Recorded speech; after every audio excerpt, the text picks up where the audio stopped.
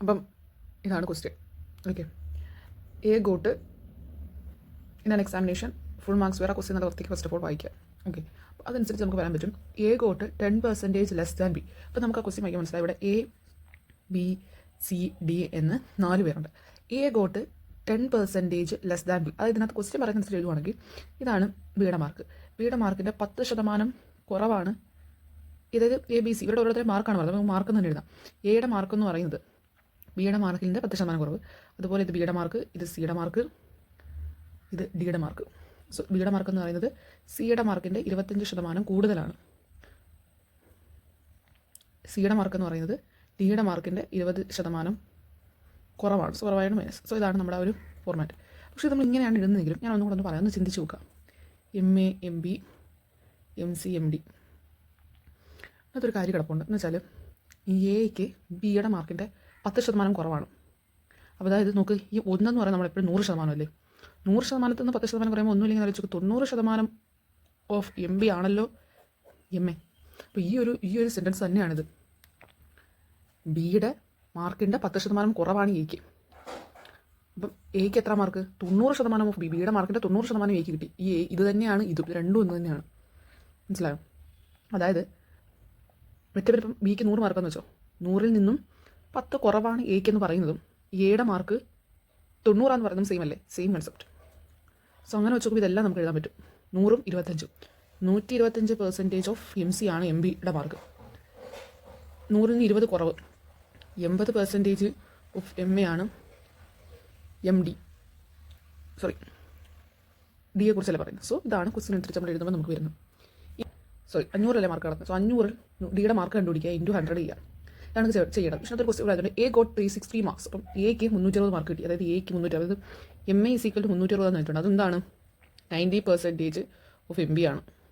Okay, അപ്പം M B അവിടെ നിന്ന് എന്തോ കിട്ടും?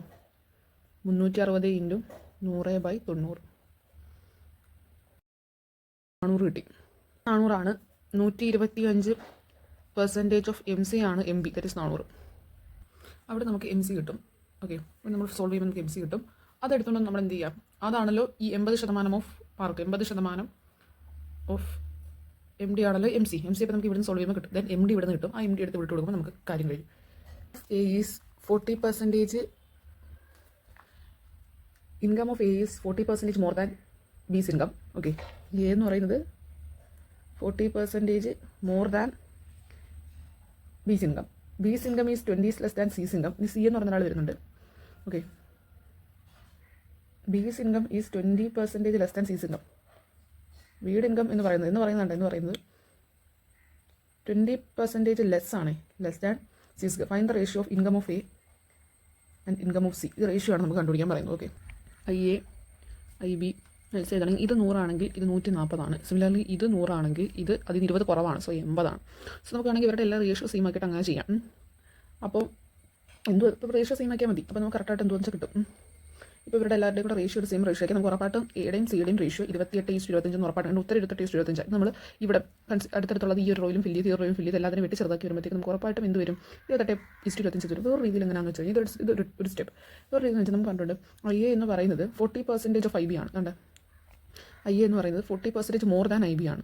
അതായത് ഐ എ എന്ന് പറയുന്നത് 40% മോർ ദാൻ ഐ ബി ആണെന്ന് പറയുമ്പോഴത്തേക്കും ഐ എ എന്ന് പറയുന്നത് 140% ഓഫ് ഐ ബി ആണ്. നമുക്ക് എഴുതാം 140/100. ആ പെർസെൻറ്റേജ് എന്ന് വെച്ചാൽ into 1/100 into I B. I B എഴുതുന്നതിന് മുന്നേ ഇൻറ്റു ഐ ബി. ഓക്കെ, ഈ ഐ ബി എന്ന് പറയുന്നത് എന്താ? ഐ ബി എന്ന് പറയുന്നത് ഐ സിയുടെ എത്ര കുറവാണ്? 20% കുറവാണ്. അപ്പോൾ ഐ സി എന്ന് പറയുന്നത് 100 ആണെങ്കിൽ അതിൻ്റെ 20% കുറവ് എന്ന് പറയുമ്പോൾ 80. ഓക്കെ, 80% ഓഫ് ഐ സി ആണ്. സോ ഇതെല്ലാം കൂടെ വെട്ടി ചെറുതാക്കുമ്പോൾ നമുക്ക് I A equal to 28/25 I C എന്ന് വരും. That is I A by I C 28/25. അപ്പം ഇതെന്ന് വെച്ച് കഴിഞ്ഞാൽ ക്വസ്റ്റ്യൻ നോക്കാം. ഇപ്പോൾ ഈ ക്വസ്റ്റ്യൻ പറയുന്നത് പ്രൈസ് ഓഫ് മിൽക്ക് 35%. ഇപ്പം ഞാൻ എപ്പോഴും പറഞ്ഞിട്ടുള്ള ഒരു കാര്യം എന്ന് പറഞ്ഞു കഴിഞ്ഞാൽ ഒരു സാധനത്തിൻ്റെ വില എത്ര കൂട്ടുന്നോ പിന്നെ നമുക്ക് കൺസെപ്ഷൻ ഇപ്പം മാറാതെ വേണമെന്നുണ്ടെങ്കിൽ, അല്ലെങ്കിൽ ഇപ്പോൾ നമുക്ക് ഒരെണ്ണം ആദ്യം മേടിച്ചു, ഇപ്പോഴും നമുക്ക് ഒരെണ്ണം തന്നെ വേണം, അല്ലെങ്കിൽ ഒരു ആദ്യം 5 മേടിച്ചു, ഇപ്പോഴും 5 തന്നെ മേടിക്കണമെങ്കിൽ കടക്കാരൻ എത്രയാണോ അതിൻ്റെ വില കൂട്ടിയത് അതേ വിലയുടെ പെർസെൻറ്റേജ് നമ്മൾ കൊണ്ടുപോകുന്ന എമൗണ്ടിലും കൂട്ടിക്കൊണ്ട് വേണം കൊണ്ടുപോകാൻ. ഓക്കെ, അത് നമ്മൾ 100 രൂപയാണ് കൊണ്ടുപോയത്, പിന്നെ നമ്മളിപ്പോൾ കടക്കാരൻ 20 കൂട്ടിയെങ്കിൽ നമ്മൾ 20 കൂട്ടി 120 നമ്മൾ കൊണ്ടുപോയി വരും. എങ്കിലേ നമുക്ക് ഈ ഒരു സംഭവം സെയിം ആയിട്ട് കിട്ടും, അല്ലെങ്കിൽ ഇത് ഉറപ്പായിട്ടും കുറയും. ഓക്കെ, അതൊന്ന് മനസ്സിലാക്കി വയ്ക്കുക. അപ്പം പാലിൻ്റെ വില 35% കൂട്ടി. ഓക്കെ, പക്ഷേ പാലിൻ്റെ വില 35 കൂട്ടി, പക്ഷേ ഇയാൾ ഉദ്ദേശിക്കുന്നത് ഞാൻ 8%, അതായത് 100, ഇപ്പോൾ എൻ്റെ ഇരിക്കുന്ന പൈസ 8% കൂടെ ഞാൻ എക്സ്ട്രാ ആക്കി കൊടുക്കത്തുള്ളൂ, അല്ലെങ്കിൽ അത്രയും വില എൻ്റെ കയ്യിലുള്ളൂ. അപ്പോൾ അയാൾക്ക് എന്തായാലും സാധനം കുറയും, ഉറപ്പായിട്ടും കുറയും. സോ കുറയുന്നതിൻ്റെ പെർസെൻറ്റേജ് എന്താണെന്ന് ചോദിച്ചിരിക്കുന്നത്. ഓക്കെ, അപ്പോൾ ഞാൻ പറയുകയാണ്, അപ്പം ആദ്യത്തെ സാധനത്തിൻ്റെ വില 100 ഞാൻ എടുക്കുന്നു. ഓക്കെ, അപ്പോൾ ഞാൻ 2 മേടിച്ചു, അപ്പോൾ എനിക്ക് 200 രൂപയായി. ഓക്കെ, അപ്പോൾ ഇത്രയേ ഉള്ളൂ. ആദ്യം ഒരു 100 രൂപയുടെ സാധനം ഞാൻ 2 മേടിച്ചു, 200 രൂപ. അപ്പോൾ അയാൾ എത്ര കൂട്ടി? 35 കൂട്ടി, അപ്പോൾ 135 ഓക്കെ, എന്നിട്ട് അപ്പോൾ ഞാൻ പറഞ്ഞു, ഞാനെപ്പോഴും എൻ്റെ കയ്യിൽ 200ൻ്റെ 8% കൂടുതൽ. 200ൻ്റെ 8 എന്ന് പറഞ്ഞാൽ 200 1% 2. അപ്പോൾ 8% എന്ന് പറയുമ്പോഴത്തേക്കും 16. സോ 20 16 216 രൂപ ഞാൻ കൊണ്ടുപോകത്തുള്ളൂ. ഇപ്പോൾ അപ്പം എത്ര സാധനം എനിക്ക് കിട്ടും? ഇപ്പോൾ എത്ര സാധനം എനിക്ക് കിട്ടും? അത് M = 216/135. എത്ര സാധനം എനിക്ക് കിട്ടും? ഓക്കെ, അപ്പോൾ എന്നെ ചോദിച്ചിരിക്കുന്ന ക്വസ്റ്റ്യൻ എന്താ? ഇതിൻ്റെ പെർസെൻറ്റേജ് ചേഞ്ച് എത്രയാണ്? പെർസെൻറ്റേജ് ചേഞ്ച് എന്ന് പറയുമ്പോഴത്തേക്കും final value by initial value into 100. ഇത് ചെയ്യുമ്പോൾ നമുക്ക് എത്ര വരും? ഓക്കെ,